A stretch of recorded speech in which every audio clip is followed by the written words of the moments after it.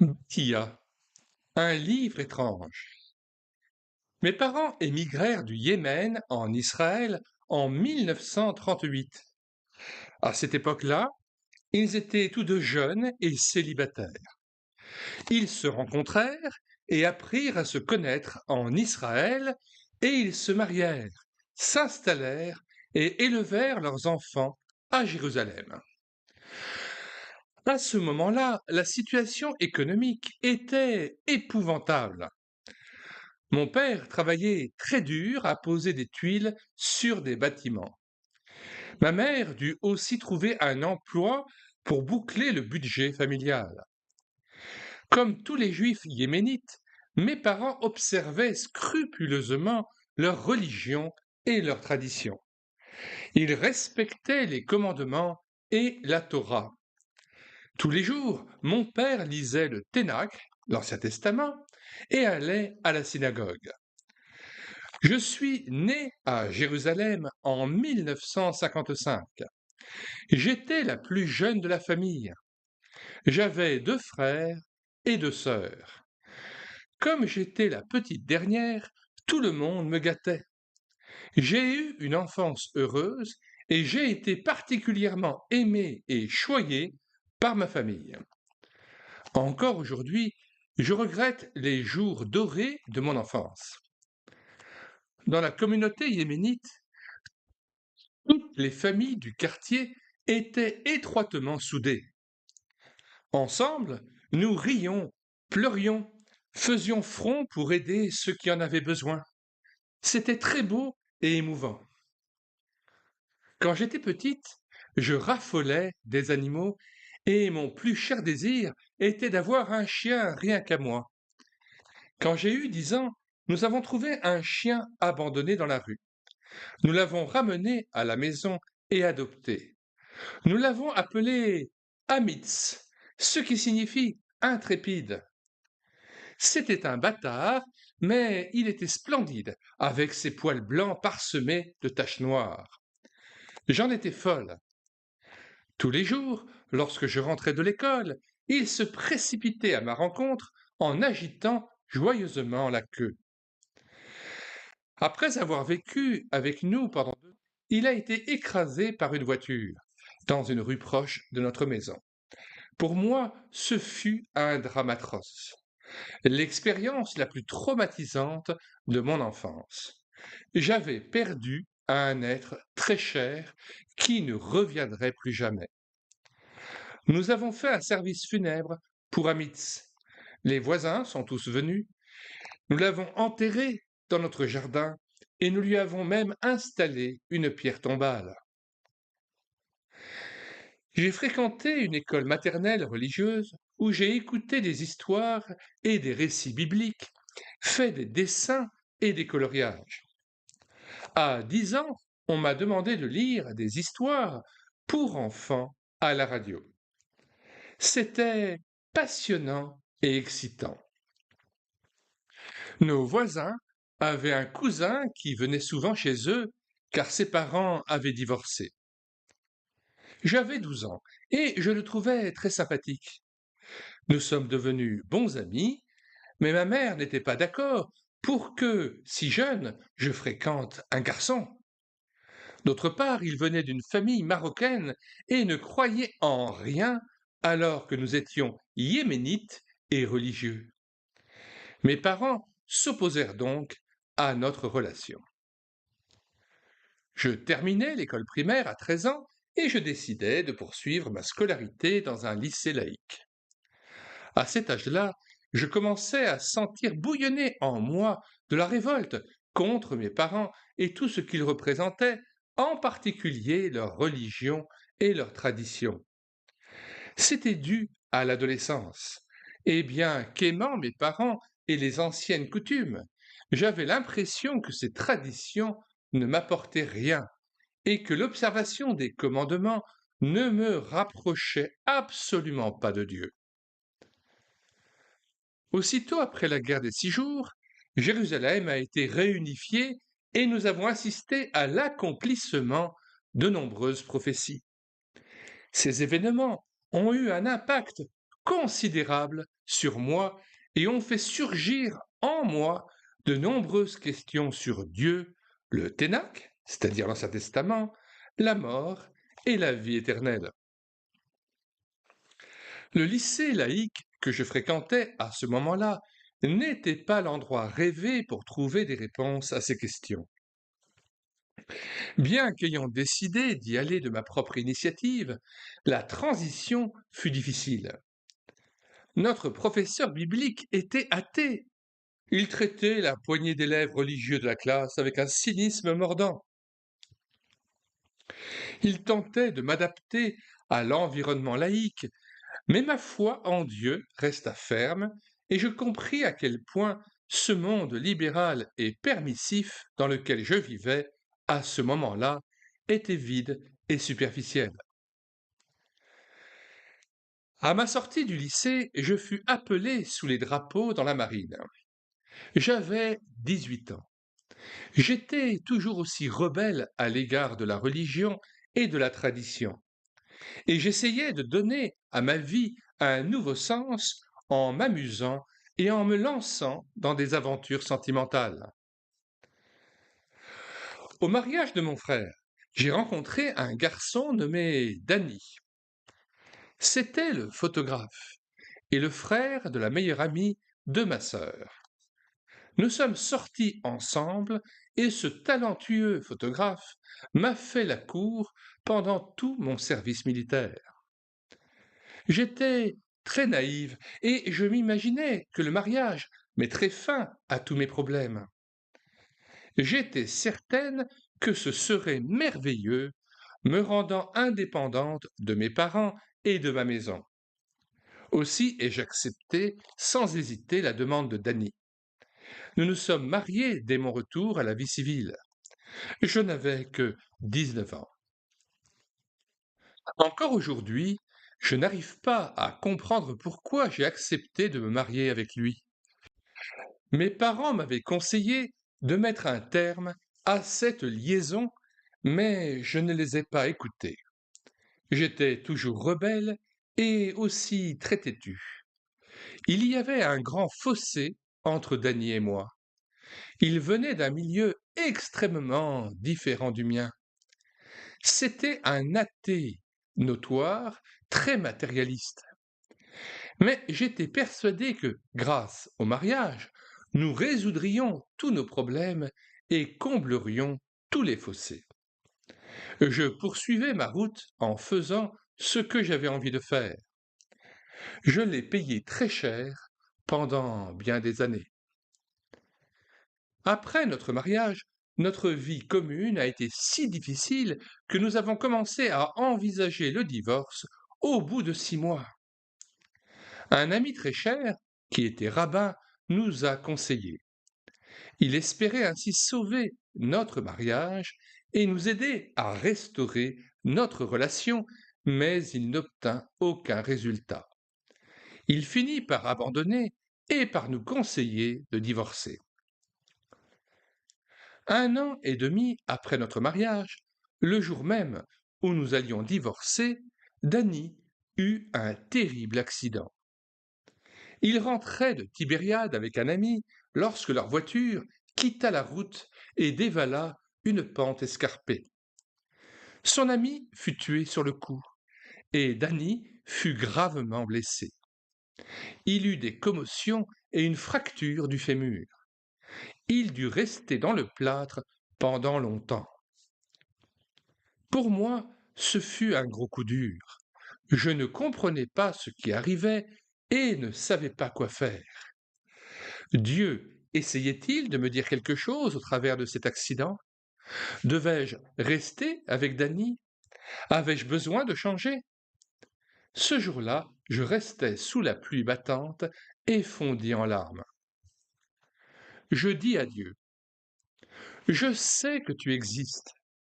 Montre-moi la raison de cet accident et dis-moi ce que je dois faire.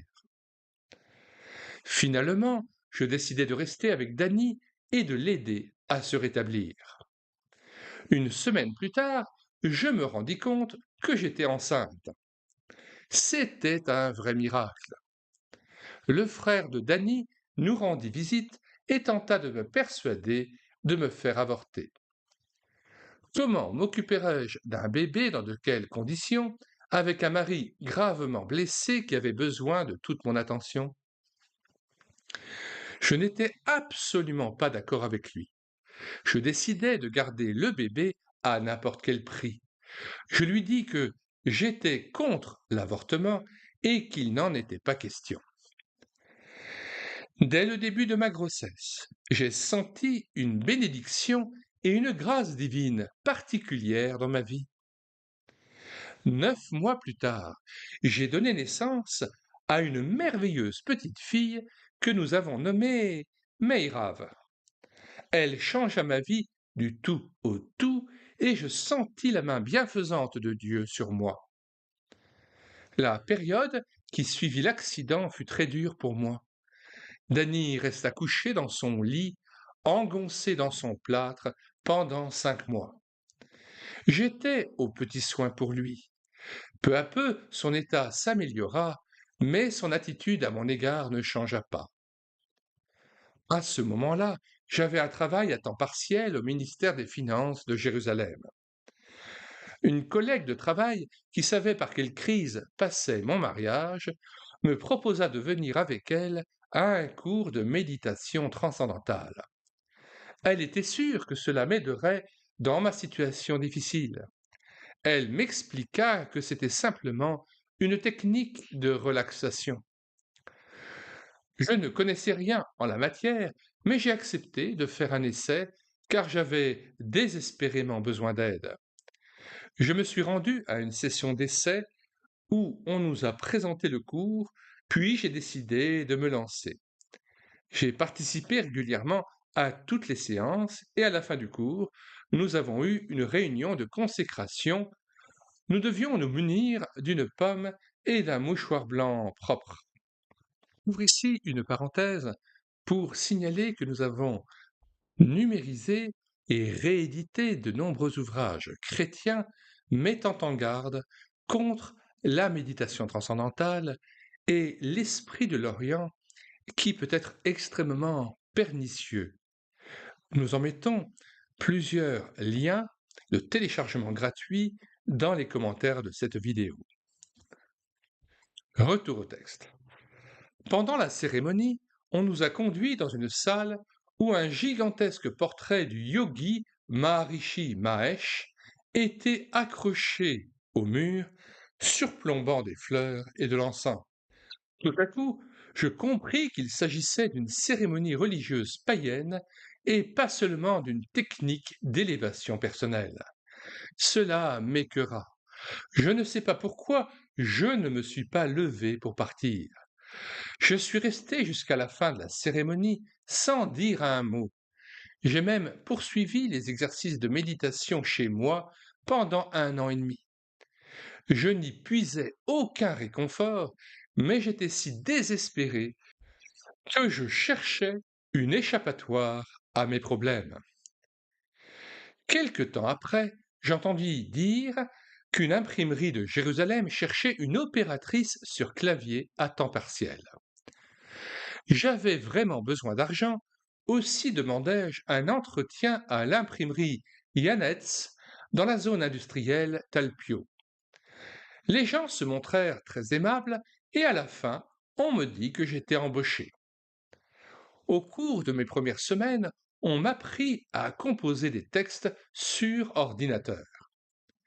J'ai fait la saisie de différents textes, puis un jour, on m'a amené à un manuscrit du Brit Hadasha, c'est-à-dire le Nouveau Testament.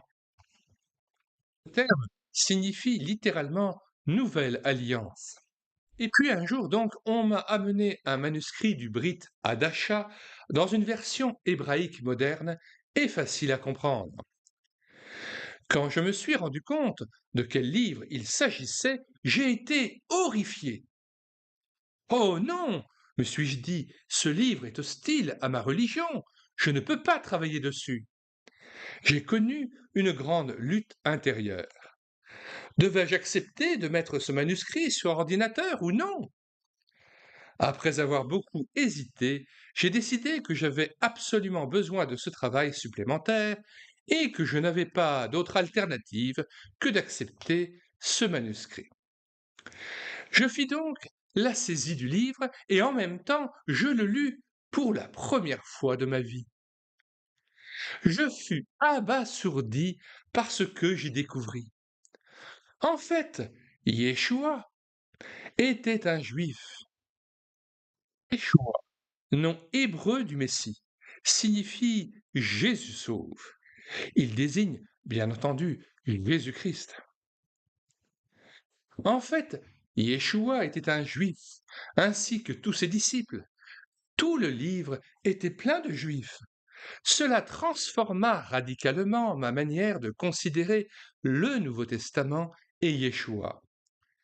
Je lus l'enseignement de Yeshua, de Jésus-Christ, dans les évangiles, et ses paroles touchèrent mon cœur. J'y trouvais les réponses à tant de questions qui m'avaient préoccupé pendant des années. Finalement, je fus acculé à prendre une grande décision. Yeshua était-il vraiment le Messie d'Israël, conformément aux prophéties du Ténach? Je savais que cela affecterait mes relations avec ma famille et mes amis. Mais cette décision, il fallait que je la prenne. Pendant plusieurs mois, je luttais avec moi-même, tout en finissant de taper le Brit Hadasha et plusieurs livres messianiques tels que Le Refuge et Johnny.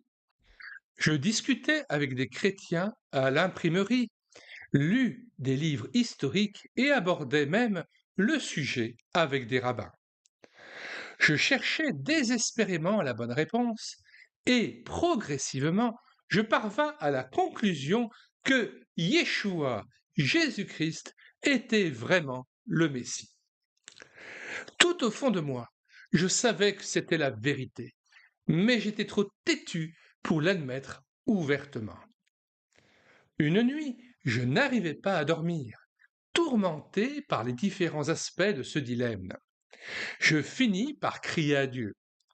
Je crois en toi et je crois que tu prends soin de moi. S'il te plaît, montre-moi si Yeshua est vraiment le Messie. Donne-moi un signe. Cette nuit-là, je fis un rêve. Je vis un vieil homme avec une barbe blanche et des vêtements immaculés. Le lendemain, j'allais travailler comme d'habitude. Pendant que j'attendais le bus, je vis soudain l'homme que j'avais aperçu dans mon rêve. Il avait la même barbe blanche et il était habillé tout en blanc. Il resta là pendant quelques minutes, puis je le perdis de vue. Je sus alors que Dieu avait répondu à mes prières et m'avait donné un signe très clair. Ce fut une expérience extraordinaire et je compris que je ne pouvais pas hésiter plus longtemps. Yeshua est vraiment le Messie, il est le chemin.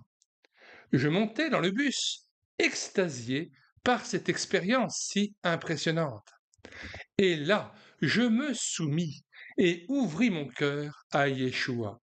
Je sentis aussitôt les vagues de l'amour et de la grâce divine déferler sur moi. Je me vis pour la première fois comme une pécheresse ayant besoin de purification et de pardon, et je compris que Yeshua est le seul chemin qui mène à Dieu et qu'il a expié nos péchés. Ce fut le grand tournant de ma vie. Quand j'arrivais chez moi, je racontais aussitôt à Danny ce qui m'était arrivé. Cela ne l'impressionna absolument pas.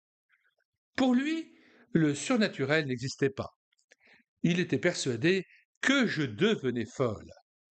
Pire que cela, il se rendit chez ses parents et leur raconta toute l'histoire de façon cynique.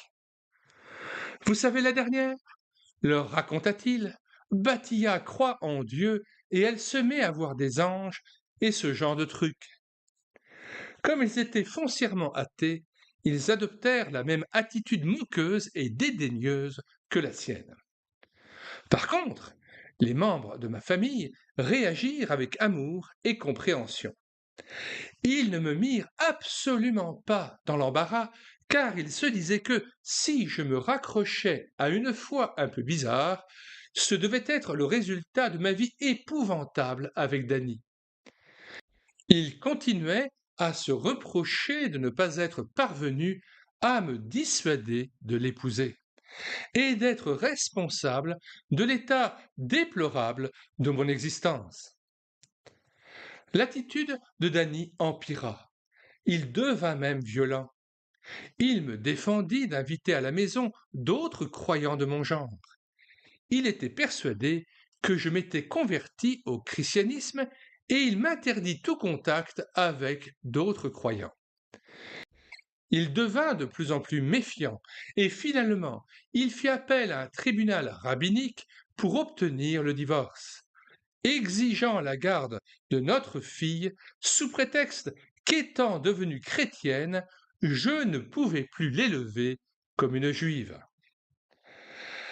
La procédure légale a été longue et pénible, mais Dieu a répondu à mes prières et nous avons obtenu le divorce. La Cour a tranché en ma faveur et m'a accordé la garde de Meirav. Pour nous, ce fut un jour de joie. J'avais perdu tous mes biens matériels et devais quitter mon domicile pour me réfugier chez mes parents, mais je me sentais immensément soulagé et je bénissais Dieu pour tout ce qu'il avait fait. Pendant ce temps, je continuais à lire le Ténach et le Brit Hadasha, l'Ancien Testament et le Nouveau Testament. Les Écritures me réconfortaient et m'encourageaient. Je grandissais également dans la foi et j'apprenais à me confier de plus en plus en Dieu, au fur et à mesure que je le voyais prendre soin des moindres détails de ma vie. Pour moi, ce fut une époque très spéciale, au cours de laquelle le chaos de mon ancienne vie faisait place à un ordre et à un système de référence nouveau. Le jour où je donnai mon cœur à Yeshua fut le plus heureux de ma vie. Une ère nouvelle s'ouvrait devant moi et je me faisais un devoir et une joie d'en parler à tous mes amis. J'ai fini par trouver ce que j'ai toujours cherché et désiré. J'ai compris que Yeshua, par sa grâce, a expié mes péchés, m'a purifié et a répandu sa lumière sur ma vie. J'ai passé beaucoup de temps à lire les Écritures et certains versets m'ont semblé jaillir du texte et toucher particulièrement mon cœur, comme s'ils exprimaient mes sentiments du moment. J'ai même mis en musique certains de ces versets lorsque Dieu m'inspirait des mélodies correspondantes. Je me réjouirai toujours en l'Éternel. Voici, je croirai en l'Éternel et je ne craindrai rien. Le Seigneur est ma force et mon soutien, c'est lui qui m'a sauvé. Ces mots exprimaient exactement ce que je ressentais et je pouvais m'identifier aux prophètes qui les avaient écrits il y a plus de 2000 ans. Ésaïe 53, le sujet tabou, qu'on ne lit jamais dans les synagogues, a été l'un des passages des Écritures qui m'a le plus touché. Lorsque je l'ai lu pour la première fois, j'en ai eu les larmes aux yeux. Homme de douleur et habitué à la souffrance, ce sont nos souffrances qu'il a portées, et c'est de nos douleurs qu'il s'est chargé. Dans toute l'histoire, seul Yeshua a accompli cette prophétie. J'ai compris, en partie, le grand mystère du Messie souffrant et s'offrant en sacrifice pour les péchés de mon peuple et pour les miens. Aujourd'hui, je voudrais dire à tout le monde qu'il y a de l'espoir. Nous avons un Messie maintenant. En Yeshua, Dieu est tout près de nous. Il nous suffit de croire en lui et de lui ouvrir nos cœurs.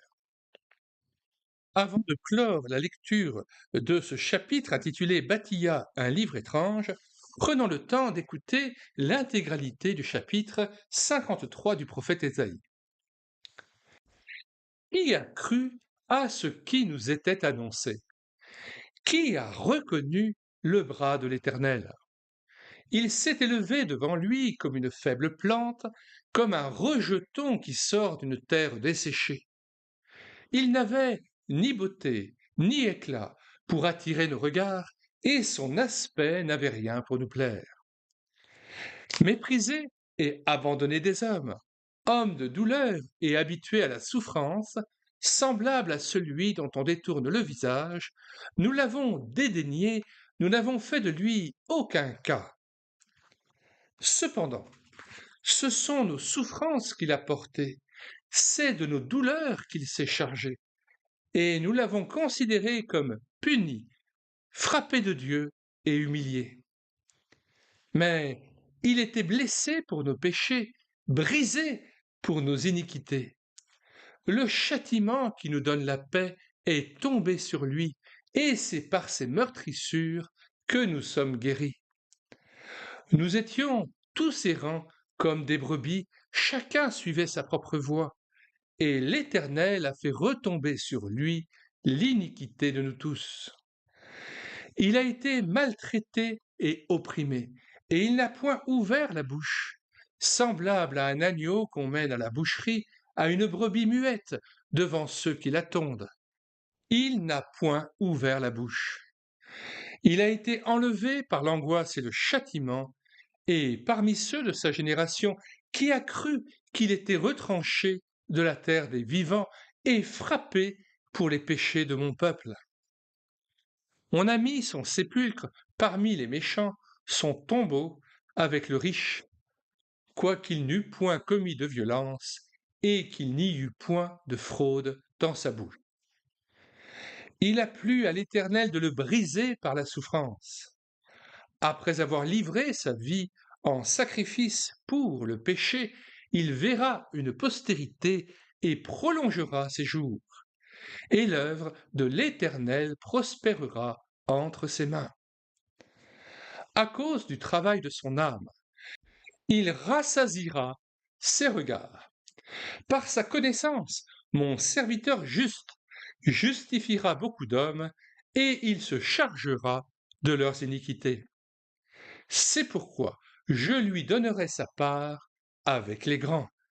Il partagera le butin avec les puissants, parce qu'il s'est livré lui-même à la mort et qu'il a été mis au nombre des malfaiteurs, parce qu'il a porté les péchés de beaucoup d'hommes et qu'il a intercédé pour les coupables.